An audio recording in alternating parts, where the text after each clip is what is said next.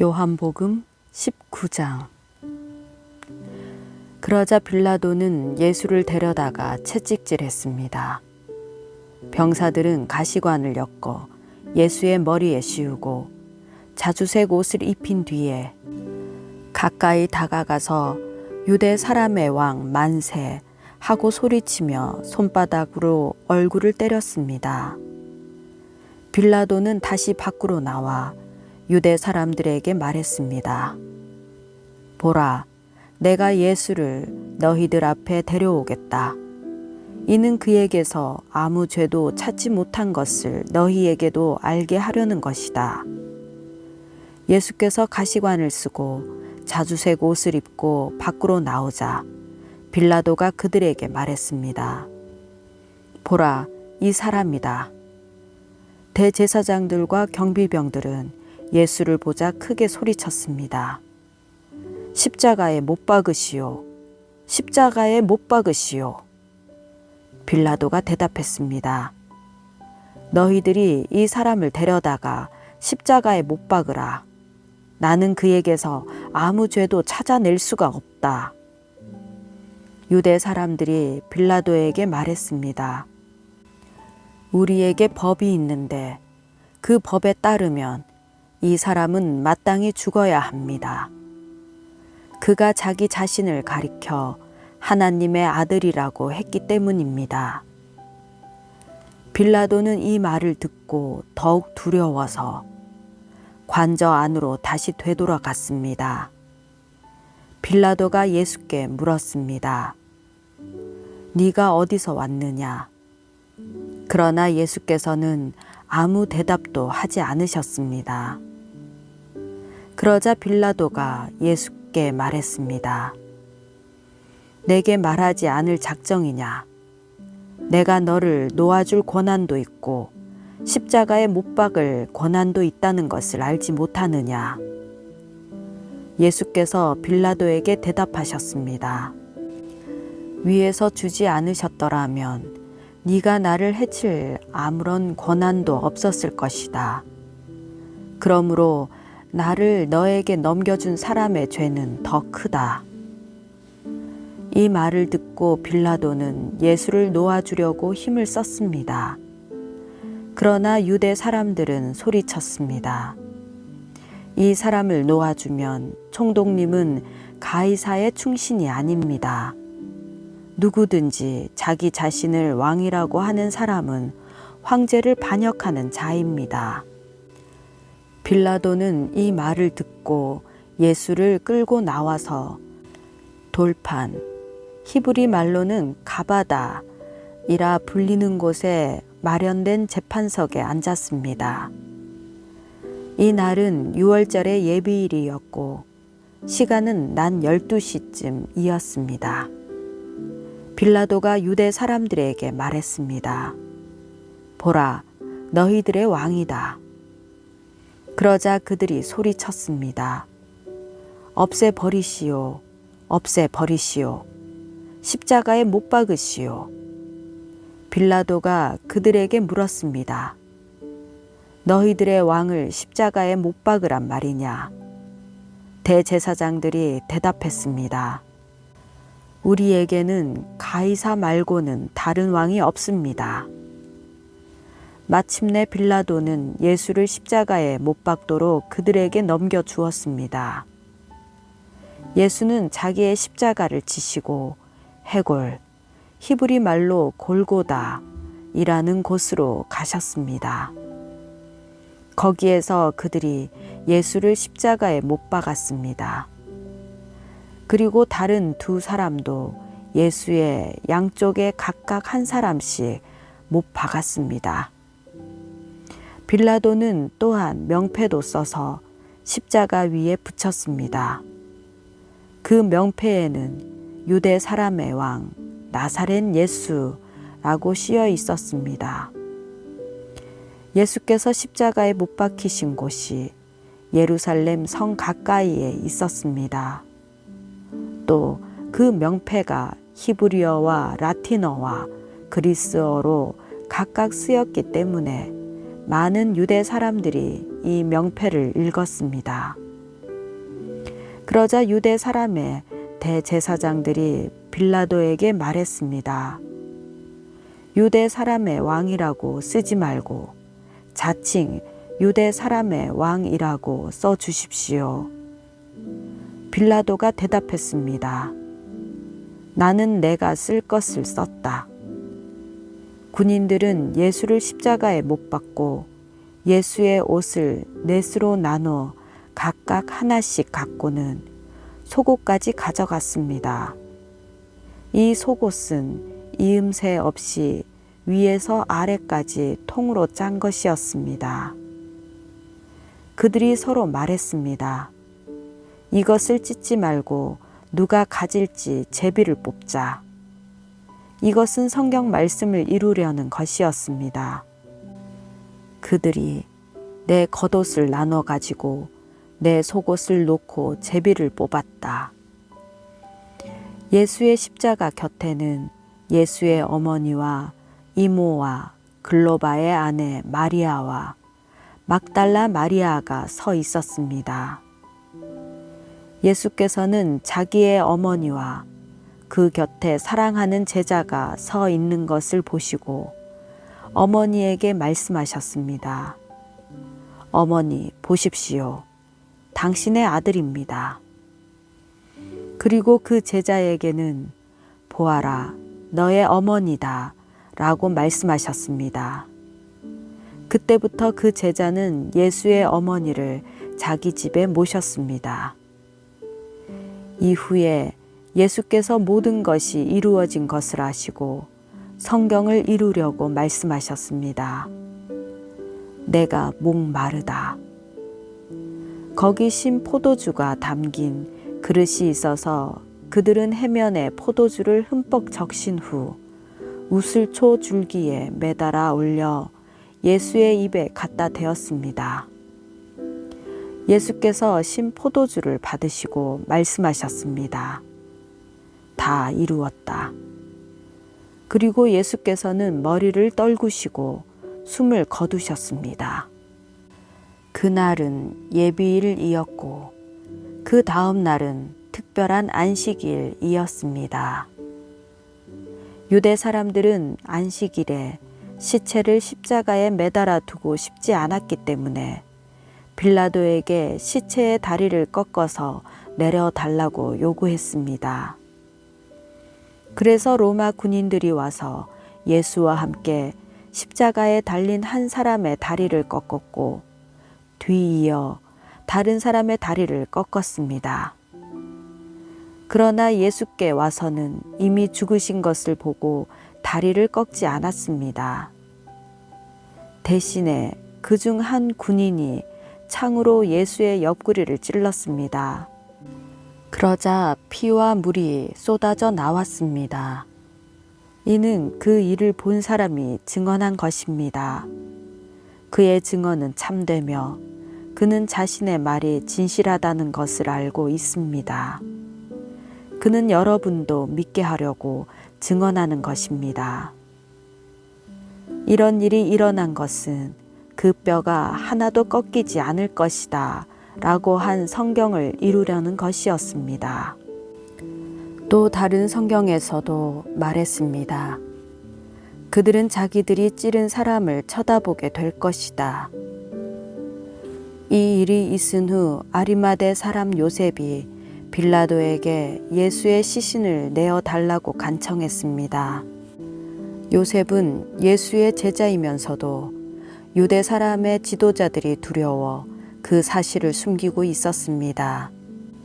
빌라도가 허락하자 요셉은 가서 예수의 시신을 내렸습니다. 또 전에 밤중에 예수를 찾아갔던 니고데모도 몰약에 침향을 섞은 것을 100리트라 정도 가져왔습니다. 이 두 사람은 예수의 시신을 모셔다가 유대 사람의 장례 관례에 따라 향품과 함께 고운 삼배로 쌌습니다. 예수께서 십자가에 못 박히신 곳에 동산이 있었는데 그 동산에는 아직 사람을 매장한 일이 없는 새 무덤이 하나 있었습니다.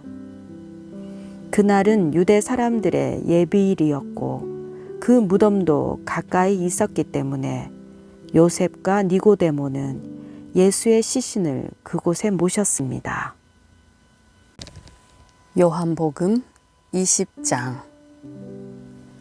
그 주간의 첫날 이른 새벽, 아직 어두울 때에 막달라 마리아가 무덤에 가서 보니 무덤 입구를 막았던 돌이 치워져 있었습니다. 마리아는 시몬 베드로와 다른 제자, 곧 예수께서 사랑하시던 제자에게 달려가서 말했습니다. 사람들이 주의 시신을 무덤 밖으로 가져다가 어디에 두었는지 모르겠습니다. 그리하여 베드로와 다른 제자가 무덤으로 향했습니다. 두 사람이 함께 달려갔는데 베드로보다 다른 제자가 앞서 달려가 먼저 무덤에 이르렀습니다. 그 다른 제자가 몸을 굽혀 안을 살펴보았는데 고운 삼배만 놓여 있는 것을 보았으나 무덤 안으로 들어가지는 않았습니다. 그때 뒤따라온 시몬 베드로가 도착해 무덤 안으로 들어갔습니다. 그가 들어가 보니 고운 삼배가 놓여 있고 예수의 머리를 감쌌던 수건은 고운 삼배와 함께 있지 않고 따로 개켜져 있었습니다. 그제야 무덤에 먼저 도착한 그 다른 제자도 안으로 들어가서 보고 믿었습니다. 그들은 아직도 예수께서 죽은 사람 가운데서 살아나야 한다는 성경을 깨닫지 못하고 있었습니다. 그러고 나서 제자들은 자기들의 집으로 돌아갔습니다. 그러나 마리아는 무덤 밖에 서서 울고 있었습니다. 마리아가 울다가 몸을 굽혀 무덤 안을 들여다보니 흰 옷을 입은 두 천사가 예수의 시신이 있던 자리에 앉아 있었는데 한 천사는 머리맡에 또 다른 천사는 발치에 있었습니다. 천사들이 마리아에게 물었습니다. 여인아, 왜 울고 있느냐? 마리아가 천사들에게 대답했습니다. 사람들이 내 주를 가져다가 어디에 두었는지 모르겠습니다. 이 말을 한 후 마리아가 뒤를 돌아보았을 때 예수께서 거기 서 계셨습니다. 그러나 마리아는 그분이 예수이신 줄은 깨닫지 못했습니다. 예수께서 마리아에게 말씀하셨습니다. 여인아, 왜 울고 있느냐? 네가 누구를 찾고 있느냐? 마리아는 그 사람이 동산지기인 줄 알고 말했습니다. 주여, 당신이 그분을 옮겨 놓았거든 어디에다 두었는지 말해 주십시오. 그러면 내가 그분을 모셔가겠습니다. 예수께서 마리아에게 마리아야 하시자 마리아가 돌아서서 히브리어로 라보니 하고 말했습니다. 이 말은 선생님이라는 뜻입니다. 예수께서 마리아에게 말씀하셨습니다. 나를 만지지 마라. 내가 아직 아버지께 올라가지 못했다. 너는 내 형제들에게 가서 내가 내 아버지 곧 너희 아버지 내 하나님 곧 너희 하나님께로 올라갈 것이다 라고 말하여라. 막달라 마리아는 제자들에게 가서 주를 보았다는 것과 예수께서 자기에게 하신 말씀을 전해 주었습니다. 그날 곧 그 주간의 첫날 저녁에 제자들은 유대 사람들을 두려워해 문들을 걸어 잠그고 모여 있었습니다. 그때 예수께서 오셔서 그들 가운데 서서 말씀하셨습니다. 너희에게 평강이 있을지어다. 이렇게 말씀하신 뒤 예수께서는 제자들에게 자신의 손과 옆구리를 보여주셨습니다. 그러자 제자들은 주를 보고 기뻐했습니다. 예수께서 제자들에게 다시 말씀하셨습니다. 너희에게 평강이 있을지어다. 아버지께서 나를 보내신 것처럼 나도 너희를 보낸다. 이 말씀을 하시고 나서 제자들을 향해 숨을 내쉬며 말씀하셨습니다. 성령을 받으라. 만일 너희가 누구의 죄든지 용서하면 그 죄는 사함 받을 것이요. 용서하지 않으면 그 죄는 그대로 있을 것이다. 12 제자 중 하나인 디두모라 불리는 도마는 예수께서 오셨을 때에 제자들과 함께 있지 않았습니다. 그래서 다른 제자들이 그에게 우리가 주를 보았소 하고 말했으나 도마는 그들에게 내가 내 눈으로 그분의 손에 있는 못자국을 보고 내 손가락을 그 못자국에 넣어보며 내 손을 그분의 옆구리에 넣어보지 않는 한 나는 믿을 수 없소 하고 말했습니다. 8일 후에 예수의 제자들이 다시 그 집에 모였고 도마도 그들과 함께 거기 있었습니다. 문이 잠겨 있었는데 예수께서 들어와 그들 가운데 서서 말씀하셨습니다. 너희에게 평강이 있을지어다. 그러고 나서 예수께서 도마에게 말씀하셨습니다. 너의 손가락을 이리 내밀어 내 손을 만져보고 너의 손을 내밀어 내 옆구리에 넣어 보아라. 그리고 믿음 없는 사람이 되지 말고 믿는 사람이 되라. 도마가 예수께 대답했습니다. 내 주이시며 내 하나님이십니다. 그러자 예수께서 도마에게 말씀하셨습니다. 너는 나를 보았기 때문에 믿느냐? 보지 않고도 믿는 사람은 복이 있다. 이 책에는 기록되지 않았지만 예수께서는 제자들 앞에서 다른 많은 표적들을 행하셨습니다. 그러나 이것들이 기록된 목적은 여러분들로 하여금 예수가 그리스도이시며 하나님의 아들이심을 믿게 하고 또 믿어서 예수의 이름으로 생명을 얻도록 하기 위함입니다. 요한복음 21장.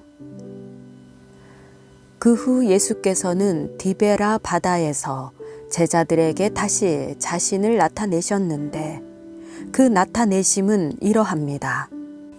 시몬 베드로, 디두모라고 하는 도마, 갈릴리 가나 사람인 나다나엘, 세베대의 두 아들들, 그리고 다른 두 제자가 함께 있었습니다. 시몬 베드로가 그들에게 나는 물고기를 잡으러 가겠소 하고 말하자 그들이 우리도 같이 가겠소 하고 말했습니다. 그들은 나가서 배를 탔습니다. 그러나 그날 밤 그들은 물고기를 한 마리도 잡지 못했습니다. 날이 밝아올 무렵 예수께서 바닷가에 서 계셨으나 제자들은 그분이 예수이신 줄 알아보지 못했습니다. 예수께서 제자들에게 얘들아 물고기를 좀 잡았느냐 하고 물으시자 그들은 한 마리도 잡지 못했소 라고 대답했습니다. 예수께서 제자들에게 말씀하셨습니다. 그물을 배 오른편에 던져보라. 그러면 물고기가 잡힐 것이다.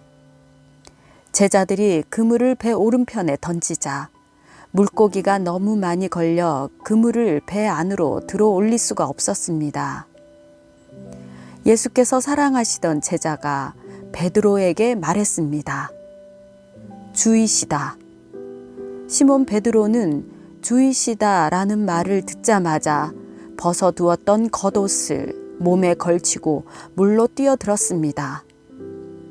그러나 다른 제자들은 배를 탄 채 물고기가 가득한 그물을 끌면서 배를 저어 육지로 나왔습니다. 배가 바닷가에서 약 200규빗 정도밖에 떨어져 있지 않았기 때문입니다. 제자들이 육지에 도착해 보니 숯불을 피워 놓았는데 숯불 위에는 생선이 놓여 있었고 빵도 있었습니다. 예수께서 제자들에게 말씀하셨습니다. 너희가 방금 잡은 생선을 좀 가져오라. 시몬 베드로가 배에 올라 그물을 육지로 끌어내렸습니다. 그물 안에는 큰 물고기가 153마리나 들어 있었습니다. 물고기가 이렇게 많았는데도 그물은 찢어지지 않았습니다. 예수께서 제자들에게 말씀하셨습니다. 와서 아침을 먹으라. 다들 그분이 주이신 줄 알고 있었기 때문에 제자들 중 감히 그분께 누구십니까? 라고 묻는 사람이 없었습니다.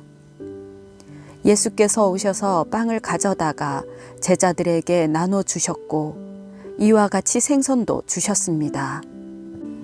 예수께서 죽은 사람들 가운데서 살아나신 뒤 제자들에게 나타나신 것은 이것이 세 번째였습니다. 그들이 아침 식사를 끝마치자 예수께서 시몬 베드로에게 말씀하셨습니다. 요한의 아들 시몬아, 네가 이 사람들보다 나를 더 사랑하느냐? 베드로가 말했습니다. 예, 주여, 제가 주를 사랑하는 것을 주께서 아십니다. 예수께서 베드로에게 말씀하셨습니다. 내 어린 양 떼를 먹여라. 예수께서 베드로에게 다시 말씀하셨습니다. 요한의 아들 시몬아, 네가 나를 사랑하느냐? 베드로가 예수께 대답했습니다. 예, 주여, 제가 주를 사랑하는 것을 주께서 아십니다. 예수께서 베드로에게 말씀하셨습니다. 내 양떼를 쳐라. 예수께서 베드로에게 세 번째로 말씀하셨습니다. 요한의 아들 시몬아, 네가 나를 사랑하느냐? 예수께서 세 번째, 네가 나를 사랑하느냐 하고 물으시자 베드로가 근심하며 말했습니다. 주여, 주께서는 모든 것을 아십니다. 제가 주를 사랑하는 것을 주께서 아십니다. 예수께서 베드로에게 말씀하셨습니다. 내 양떼를 먹여라. 내가 진실로 진실로 너에게 말한다. 네가 젊어서는 스스로 옷 입고 원하는 곳으로 다녔지만 늙어서는 남들이 너의 팔을 벌리고 너를 묶어 네가 원하지 않는 곳으로 너를 끌고 갈 것이다. 예수께서 이렇게 말씀하신 것은 베드로가 어떤 죽음으로 하나님께 영광 돌릴 것인지를 알리기 위함이었습니다. 그러고 나서 예수께서 베드로에게 말씀하셨습니다. 나를 따라라. 베드로가 돌아보니 예수께서 사랑하시던 제자가 따라오고 있었습니다. 이 제자는 만찬에서 예수께 기대어 주여, 주를 배반할 사람이 누구입니까? 라고 물었던 사람이었습니다. 베드로가 그 제자를 보며 예수께 물었습니다. 주여, 이 사람은 어떻게 되겠습니까? 예수께서 베드로에게 대답하셨습니다. 내가 돌아올 때까지 그가 살아있기를 내가 원한다 할지라도 그것이 너와 무슨 상관이 있겠느냐? 너는 나를 따라라.